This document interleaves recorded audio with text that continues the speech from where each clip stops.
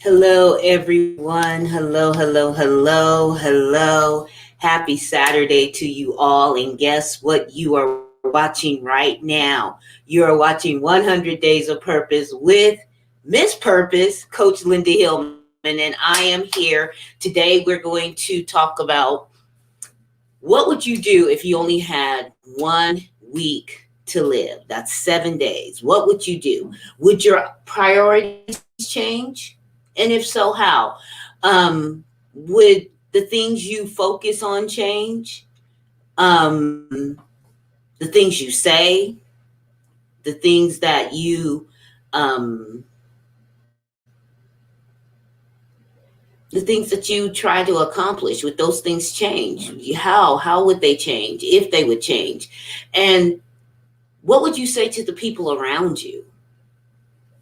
Would you try to instill some kind of knowledge, something that's going to live long past you? So today we're going to talk about that. We were supposed to talk about it yesterday and I went in a different direction. So I was like, well, you know what? Let's talk about it today because we've got to understand what it is that we are trying to do. We've got to understand why it's important to live a life of purpose. Day number one, we talked about just right. So stop making excuses. You have something you want to accomplish. You have goals. At the beginning of the year, we always set up these New Year's resolutions, right? We're going to lose some weight. We're going to, buy a house. We're going to get a new job. We're going to, get into a lasting relationship. Whatever your New Year's resolution is going to be, you're going to be better to yourself. You're going to be better to your family. You're going to make more friends. You're going to mingle more. Whatever it is, that's what you said you wanted to do. And then statistics show us that by March, which this is March, everyone mostly have disregarded their New Year's resolution and they've given up or they've stopped trying or it becomes, just null and void. And so we understand that. But, what is the saying? If you're going to do something, you might as well do it right, right? And so if we're going to get into this, we want to do it right. And so we make excuses and hold ourselves back from doing those things. But at some point, we got to get to the understanding of just do it. You know what? I'm going to set a goal. I'm going to accomplish it. And mistakes are not final. Mistakes don't say that that's the wrong thing to do. Mistakes just says that's not how to get it done.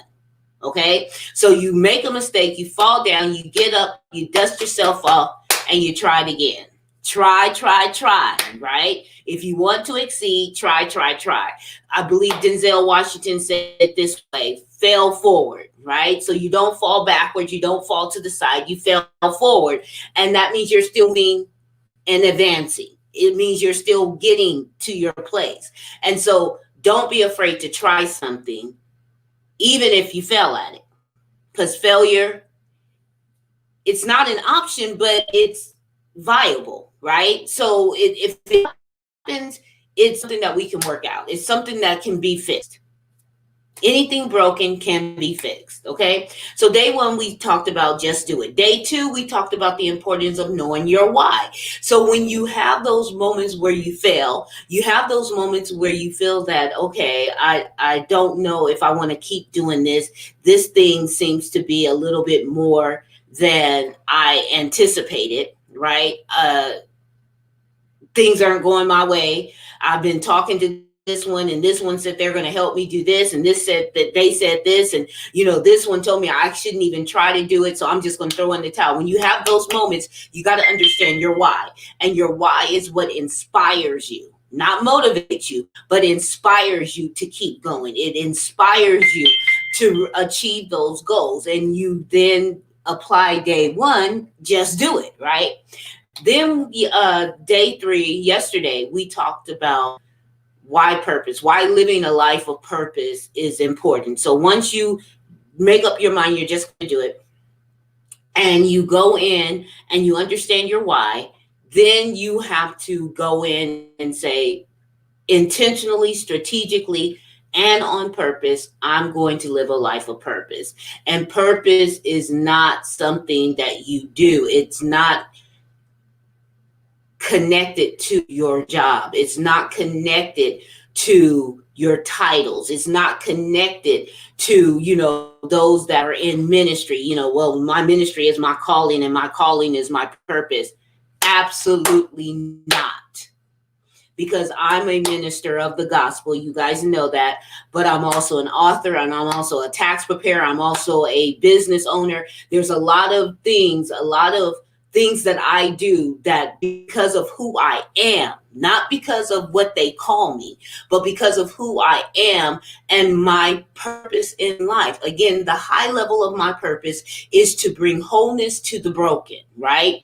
In every area of issue that there can be. So I deal with people emotionally, mentally, spiritually, physically, in their physical body. I deal with them if it's broken and they want to fix it and go through a transformation journey. Then I'm your girl. Miss Purpose, I'm your girl, because I'm going to show you why you have purpose, why you are significant, and why you went through what you went through so you can be better.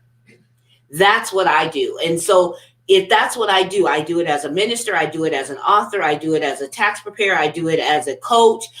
I do everything that I do stems from bringing wholeness to the broken.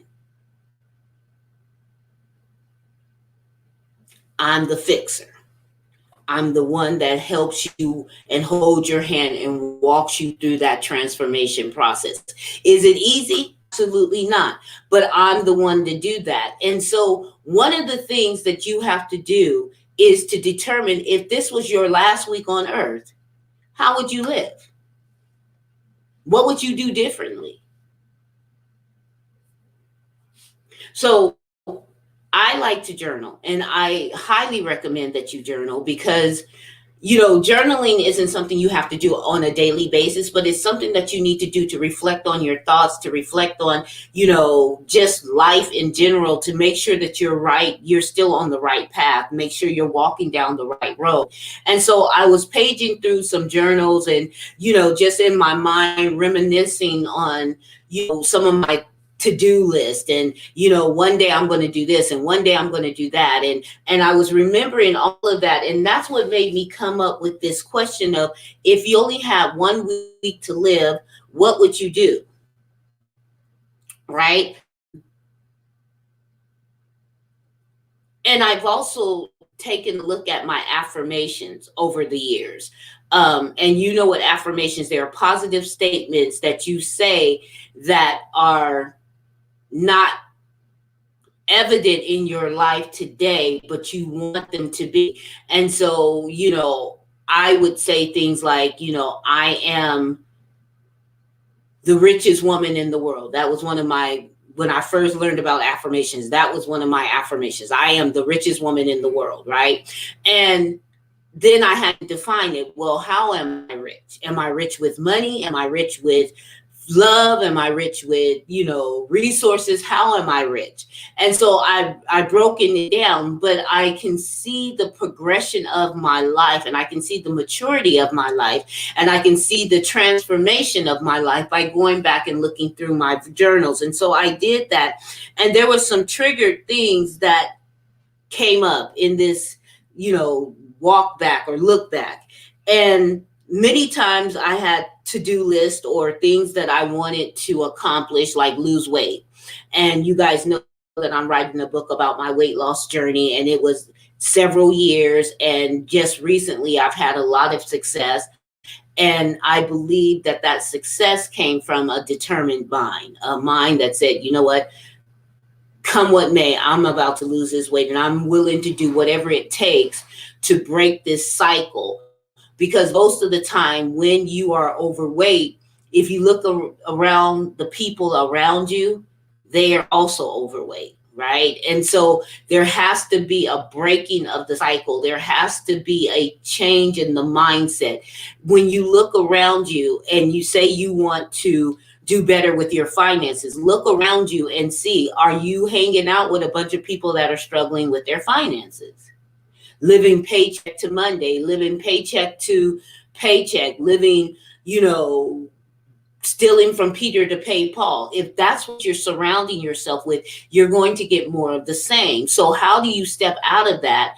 And how do you get yourself in a place where you can make the changes necessary? Because if this is your last week to live, I guarantee you, bills is not your number one priority. In reality, we need to pay our bills, right? So we need that resource, that money to come in so we can do that. So I'm not saying disregard all of that. I'm just saying, what are your priorities? You got 1 week to live. What are you going to do? What are you going to focus on? Who's going to be in your inner circle? Who's not going to be in your inner circle? And so when I was going through this, what I found is that there were things that I said I wanted to accomplish, but I didn't have a game plan to accomplish it. So that year I said, this year I want to lose 50 pounds. That year went by and I never lost a pound. Or I said, this year I want to get a better paying job. And the year went through and I was still at the same job, making the same amount of money. I said, I'm going to be kinder, and I was still raising hell, right? I was still doing all of those things that I kind of said I didn't want to do or did want to do. And what was the missing link? The missing link was I didn't have a plan. I didn't have an action plan to get it started. And so when you make a New Year's resolution, you've got to have an action plan, because you've got to take action. Because many times we'll say something out of our mouth, we'll write it down, but we have no plan of action, and no plan of action means inaction. Okay? And so whether you're 16 or 76, we have got to understand a plan of action. We've got to understand that if I'm going to live a life of purpose, not only do I have to make up my mind that I'm going to walk in my purpose, but I have to have an action plan. I have to have a strategic, intentional path to my goal. And remember, mistakes do not stop us. They just eliminate the options, right? Because we live in a world full of opportunity. We live in a world full of options. So we have to eliminate the options that are not going to work for us. What worked for John may not work for Mary. What worked for Mary may not work for Sandra. What worked for Sandra may not work for David, right? So we've got to understand that we need to customize our lives. We like customized stuff. I do. I like when people cater to me and my needs, right? Let's just be honest. If you know me and you know how I like my coffee, and I come to your house and you say, I know she likes Starbucks coffee and she likes, her cream and sugar and this, that, and the other, woo, woo, woo. And I'm going to put a little bit of caramel in there just to add a little flavor. Hey, I'm a happy camper, because, you got me. You customized my coffee for me, right? We like customized stuff. So why wouldn't we customize our own lives so that we can live and be exactly who we're supposed to be, and to show up in this world bright, right? Show up in this world, and the world has to take notice of you. And again, when I say world, I am not talking about the world, the big, whole, huge world. Because when you look at the big, huge world, you're like, I'm just a little ant. I'm just a little squirrel trying to get a nut. I don't understand. I can't deal with all of these 7 billion people. No, the world is the people that you are supposed to serve. The people that are a part of who you are and need what you have, need that solution that's on the inside of you. So you need a plan of action. And with a plan of action, the great thing is that what I'm saying, the core of what I'm saying is knitted into our DNA. We are made to make plans of action, to take action. And if I can steal from Tony Robbins, to take massive action. I hate that word. Every time he says it, it just, But it's real. We need to take massive action. Okay? So it's in our DNA. And it was in there from the day we took our first breath. It is so deeply rooted in us. It's deeply rooted in our relationships to other people. It's deeply rooted in, when you're in that dark place. Well, it doesn't have to be dark, but when you're in that place alone and you are thinking about thoughts of what you want to do and what you want to accomplish, and you allow yourself to dream, in that moment, you are tapping into that thing that's so deeply rooted in your DNA. It's so a part of you to create, to make something better, right? It's in us to find solutions and to bring those solutions to the table.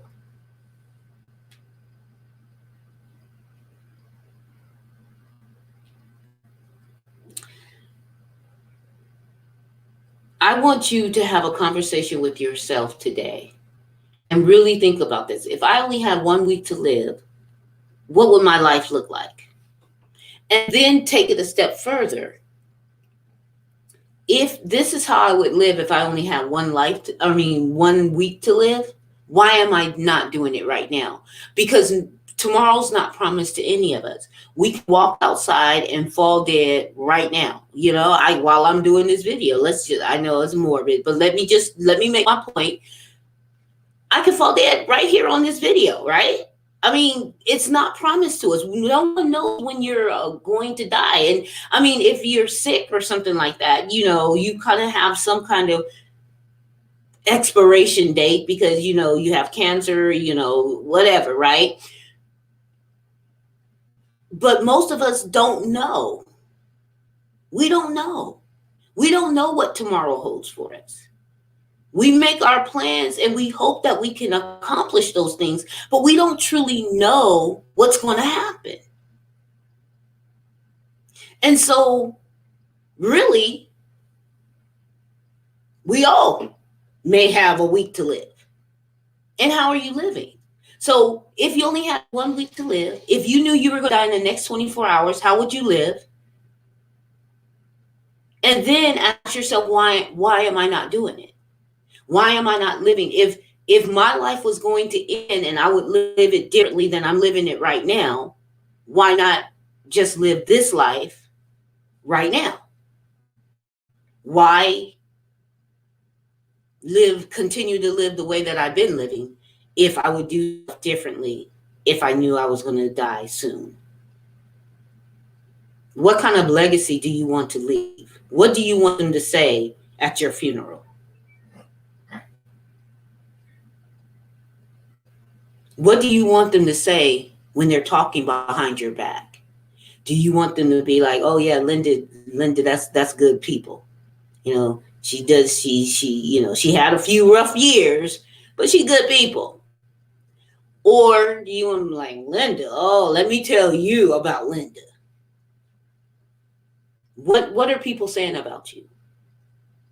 And I'm not saying it in the means that you allow that to govern your life. What I'm saying is that people, how can I say it? Intuitive people can pick up on you being authentic or not. And they, not to criticize you and make you feel bad, but they can give that creative, that constructive criticism that makes you want to be a better person. So what are people saying about you?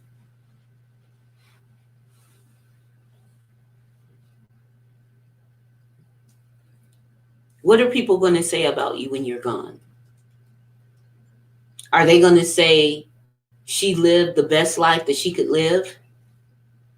She had some ups, she had some downs. He went through a couple of hard years, but in the end, they pulled it through. They said they were going to accomplish this, and they accomplished it. They said they were going to do that, and man, they knocked it out of the park. What are people going to say about you?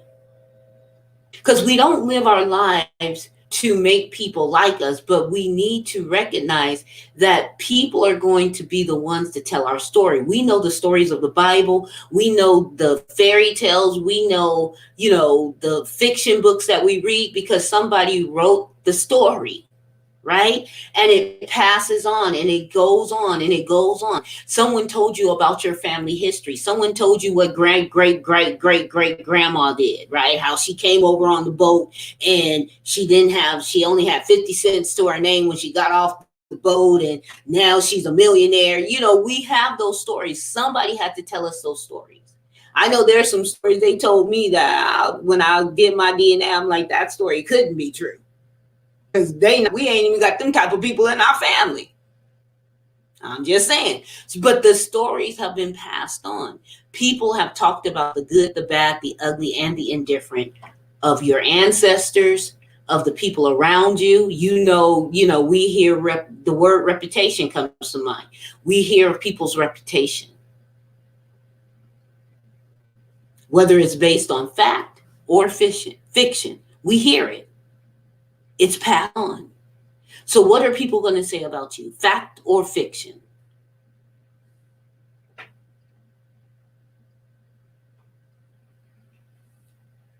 So right now, this being March the 6th, is a perfect time for you to take inventory of your life. See where you are on your New Year's resolution. See where you are on your goals. See how you're living your life. And make up in your mind, I'm going to be strategic, I'm going to be intentional, and I'm going to be on purpose. I'm going to live the life. I'm going to find out what is my overarching purpose.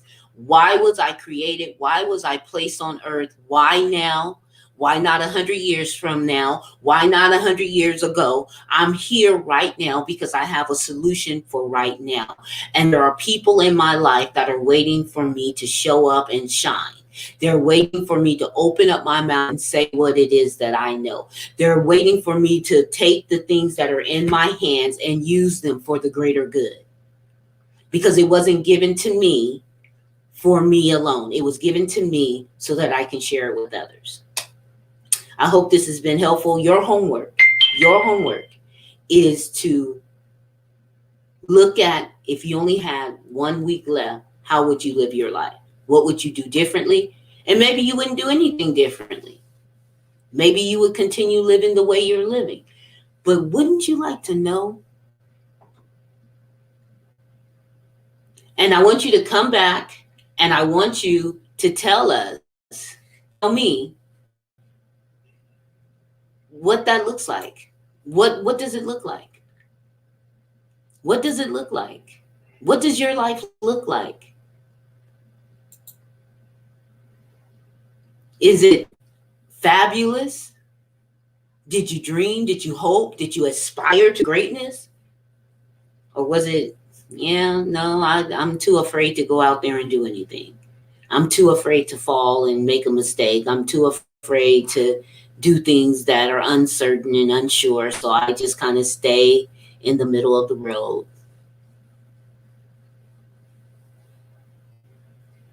Because if you want to experience greatness, you're going to have to take some risk. And I guarantee you, there will be some mistakes. There will be some slips, some falls. There'll be some failures. What do? You pick yourself up, dust yourself off, and get right back in the game. Why? Because you're supposed to have a seat at this table. You're supposed to be there. And you're supposed to contribute everything that is who you are. I am Coach Linda, Miss Purpose, Pastor Linda to some, author Linda to others. But I want you to live your very best life. That's my motive. That's my intention. That's my story. So you want to know more about me? You can go to Destined to Be You. You can set up a free consultation. We can talk. We can see how I can help you.